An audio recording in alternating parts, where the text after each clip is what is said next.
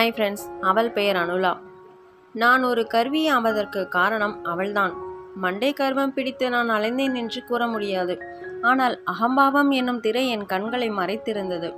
என் முகத்திலே கோபத்தை கண்டால் அவள் பயப்படுவாள். கண்கள் அங்குமிங்கும் அலைப்பாயும். எனக்கு அதிலே பெருமை கூட. காதலில் எனக்கு நம்பிக்கை இல்லை.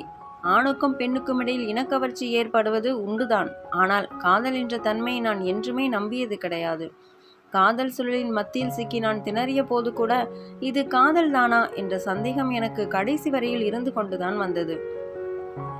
ஆனால் அனுலாவுக்கு அப்படிப்பட்ட சந்தேகம் ஒருபோதும் இருந்ததாக தெரியவில்லை. என்னை மனமாற அவள் நேசிக்க விரும்பினாள், நேசித்தாள். அதனால் ஏற்படக்கூடிய பலாபலன்களை பற்றி அவள் சிந்தித்ததாகவே தெரியவில்லை. எனக்கு மாற்றல் கிடைப்பதற்கு இன்னும் 2 மாதங்கள் தான் இருந்தன. அதன் பிறகு நான் இலங்கை தீவின் ஏதாவது ஒரு மூலையில் கிடக்கும் போஸ்ட் ஆபீஸில் போய் முடங்கி விடுவேன். இன்று நான் குடியிருக்கும் இந்த அறையும் காலியாகிவிடும். அனுலாவின் மனம். அந்த பிஞ்சு உள்ளத்தோடு நான் விளையாடினேன். புதிய சோதனைக்கு என்னை தயாராக்கி கொண்டிருந்தேன். காதல் எப்போது உதயமாகிறது என்று யாராலும் கூற முடியாது என்று சொல்வார்கள். இரவிலிருந்து பகல் பிறப்பது போல் ஏதோ ஒரு கணத்தில் அதுவும் பிறந்து விடுகிறது. ஆனால் எங்களுடைய காதல் எப்பொழுது பிறந்ததென்று என்னால் கூற முடியும் போல் தோன்றுகிறது. மதியான சாப்பாட்டுக்கு மாத்திரம் சில்வா என்னுடன் உட்கார மாட்டார். நான் தனியாக தான் உட்காருவேன். எனக்கெல்லாம் அப்போது அவர்களுடைய உணவு நன்றாக பழகி போய்விட்டது. அனுலா தன்னுடைய கையால் போட்டு வைத்த அச்சாறு இல்லாமல் என்னால் சாப்பிடவே முடியாது. மேஜையிலே வைத்த பீங்கான் தட்டிலே அவள் ஒவ்வொன்றாக எனக்கு பரிமாறினாள். நின்றபடியே அவள் கரண்டியால் எடுத்து வைத்தாள். குனிந்து சாப்பிட்டு கொண்டிருந்தவன் என் உள்ளுணர்ச்சி ஏதோ கூறவே திடுக்கிட்டு நிமிர்ந்து பார்த்தேன். வைத்த கண் வாங்காமல் அவள் என்னையே பார்த்து கொண்டு நின்றாள். அவளுடைய கண்களில் அன்று என்றைக்குமே இல்லாத ஒருவித கவர்ச்சி ஆட்சி புரிந்து கொண்டிருந்தது. அவள் மெதுவாக சிரித்தாள். அந்த சிரிப்பு எனக்கு புதியதாக இருந்தது. அவ்வளவு காலமும் அவள் ஒரு சிறுமி. திடீரென்று அன்று அவள் இளமையின் வாயிலில் நின்று என்னை ஆகர்ஷிப்பது போல் பட்டது. அந்த சிரிப்பில் நிறைய அர்த்தம் இருந்தது. நாளுக்கு நாள் அவளுடைய அழகு விபரீதமாக அதிகமாகிக் கொண்டே வந்தது. எப்பொழுது பார்த்தாலும் அவள் ஏதாவது ஒரு புதுவிதத்தில் தன்னை அலங்கரித்து கொண்டு என் முன்னே தோன்றுவாள். சில வேளைகளில் அவளுடைய அலங்காரம் சிறுபிள்ளைத்தனமானதாக கூட எனக்கு படும். ஆனாலும் அதை கூட நான் மகிழ்ச்சியுடனேயே ரசித்தேன். என்னை எறியாமல் என் மனம் அவளை பற்றி சிந்திப்பதை நான் உணரலானேன். என் அன்பு நிதானமாக வளர்ந்தது. அப்பொழுதுதான் அவள் அந்த தவறை செய்தாள். அவளுடைய அன்பு நிதானம் தவறிவிட்டது. ஒரு கணமாவது என்னை பிரிந்திருக்க அவளால் இயலவில்லை. தன் தகப்பனாருக்கு செய்ய வேண்டிய கடமைகளை கூட மறந்து அவள் என்னுடனேயே ஐக்கியமாகி விட்டாள். என்னுடைய அன்பிலும் பார்க்க அவளுடைய அன்பு அதிகம் என்பதை நான் உணரலானேன். அப்போதுதான் என்னிடத்தே கர்வம் பிறந்தது. நான் இல்லாமல் ஒரு கணமாவது அவள் வாழ முடியாது என்று நிதர்சனமாக எனக்கு தெரிய தொடங்கியதும் சிறிது சிறிதாக அவளை உதாசீனம் செய்ய தலைப்பட்டேன். அவளிடம் உள்ள சிறிய குறைகள் கூட எனக்கு பூதாகரமாக தெரிய தொடங்கின. பூ போன்று அவளுடைய இதயத்தை அடிக்கடி கொடூரமான வார்த்தைகளால் புண்படுத்தினேன். வேண்டுமென்றே அவள் நெஞ்சம் நோக பேசி அந்த முகம் படும் வேதனையை ரசிக்க தலைப்பட்டேன். ஏதோ ஒரு மகிழ்ச்சி எனக்கு அதனால் ஏற்பட்டது. அவளுக்கு என் போக்கு விசித்திரமானதாக படவில்லை. என் சுபாவம் அதுதான் என்று எண்ணினாள் போலும். ஒரு குறையையும் அவள் உணர்ந்ததாக தெரியவில்லை. கிடைப்பதோடு திருப்தியடைந்தாள். என்னை நேசிக்காமல் ஒரு கணமும் வாழ முடியாது என்பதை வெளிப்படையாக காட்டவும் செய்தாள். சில்வாவுக்கு படங்களுக்கு சாயம் பூசி விற்பதுதான் தொழில். சில வேளைகளில் அனுலாவும் தகப்பனாருக்கு உதவியாக சாயம் பூசுவது உண்டு. அன்றைக்கும் அப்படித்தான் இருந்திருக்க வேண்டும். நான் வரும் நேரமானதும் உள்ளே சென்று கைகளை கழுவிவிட்டு எனக்காக காத்திருந்தாள்.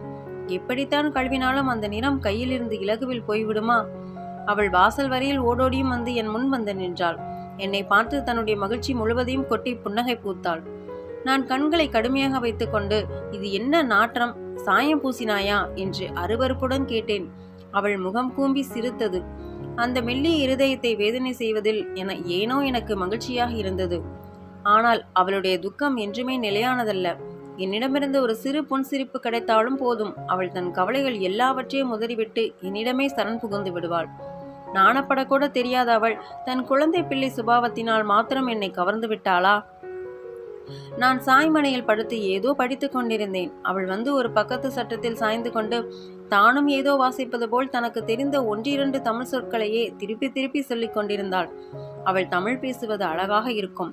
ஆனாலும் அவள் அடிக்கடி அப்படி குனிந்து வாசித்த போது அவளுடைய நீண்ட பின்னல்களிலொன்று என் மார்பில் விழுந்து கூச்சத்தை கொடுத்தது.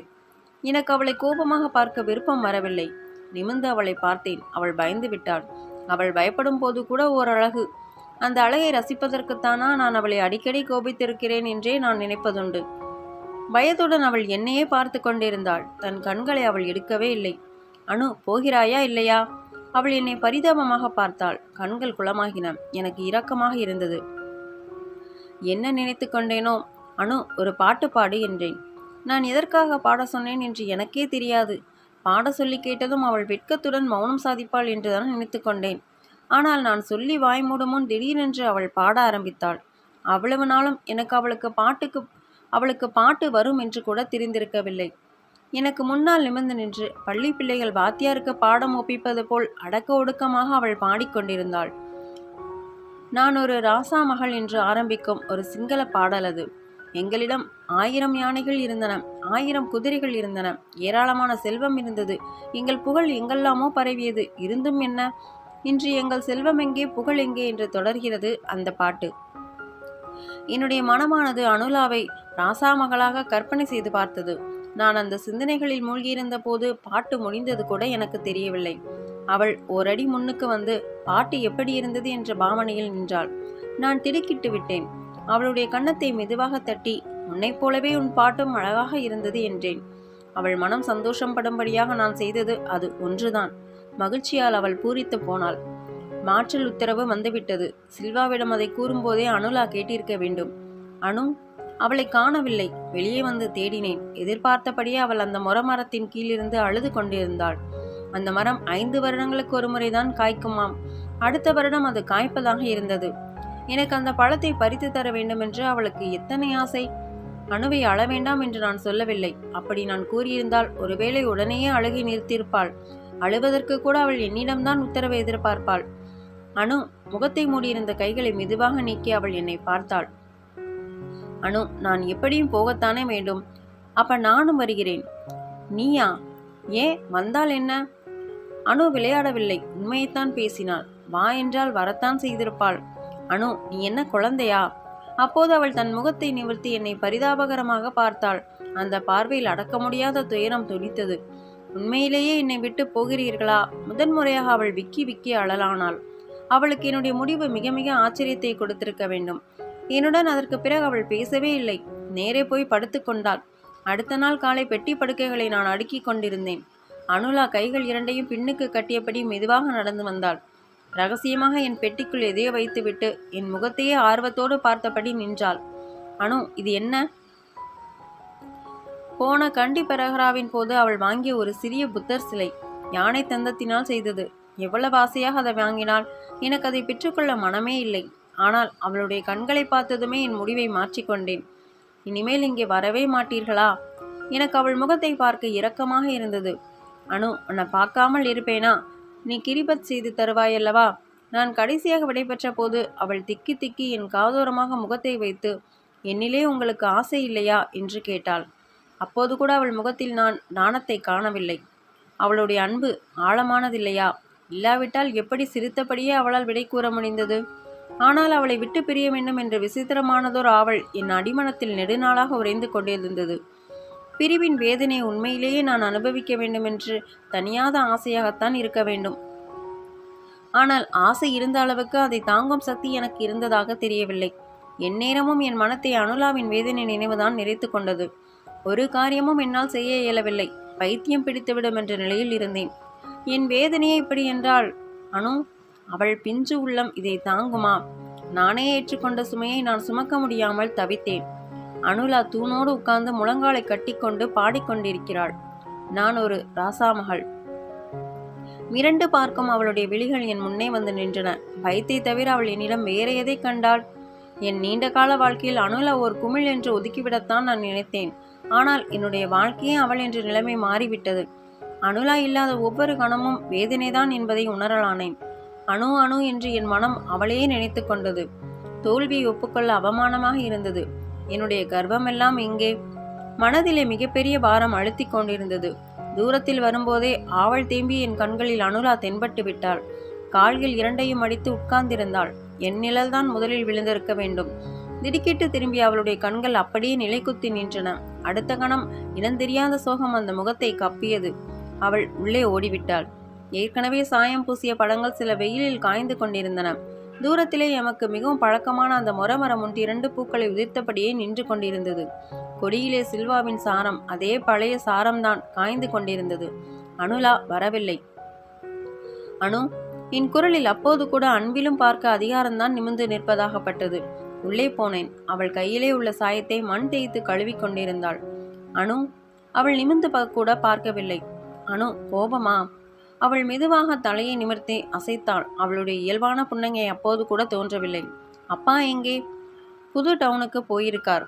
கேள்வியும் பதிலுமாகத்தான் இருந்தது. பழைய பிடிப்பு இப்பொழுது இல்லை. என்னுடைய அந்த பழைய அனுலா எங்கே? கிரியத்தின் நறுமணம் மெதுவாக மிதந்து வந்தது. 4 நாள்கள் கிழிக்கப்படாமல் காலண்டர் தொங்கிக் கொண்டிருந்தது. அந்த புத்தர் சிலை இருந்த இடம் இப்போது வெறிச்சென்றிருந்தது. மேசையிலே சில்வாவுக்கு வந்த கடிதம் ஒன்று உடைக்காமலே கிடந்தது. அனு, விளக்கை கொளுத்தவில்லையா? கை விளக்கை ஏற்றி கொண்டு வந்து மேசை மேலே வைத்துவிட்டு அவள் தூர போய் நின்றாள். சிறிது அழுக்கு படிந்த மேற்சட்டை, இடையிலே விசிறி கொய்யகம் வைத்து உடுத்திய சேலை, சோகம் கவிழ்ந்த முகம். அந்த நிலையிலும் கூட அவள் சிகிரியா சித்திரத்தை தான் எனக்கு நினைவூட்டினாள். முதன்முறையாக அனுலாவின் முன்னிலையில் நான் அவஸ்தைப்பட்டு கொண்டிருந்தேன். என்னால் அதிகாரம் செய்யவும் முடியவில்லை, பணிந்து போகவும் இயலவில்லை. பரிதாபமாக அவளையே பார்த்தபடி இருந்தேன். அவள் முகத்தை பார்க்கக்கூடியதாக விளக்கை எடுத்து வைத்த போது ஏனோ எனது கை சிறிது நடுங்கியது.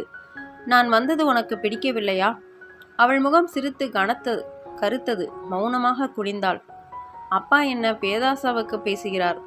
என் மனமானது இதற்கு முன் ஒருபோதும் அடைந்திராத ஒரு வேதனையை அந்த கணத்தில் அனுபவித்தது. அனுலா இன்னொருவனுக்கு வாழ்க்கைப்படுகிறாள் என்பதையே என்னால் நினைக்க முடியவில்லை. என்றாலும் கூட அடிமனத்தின் தளத்திலே ஒருவித நிம்மதி நிலவியதும் என்னால் உணர முடியாமல் போகவில்லை.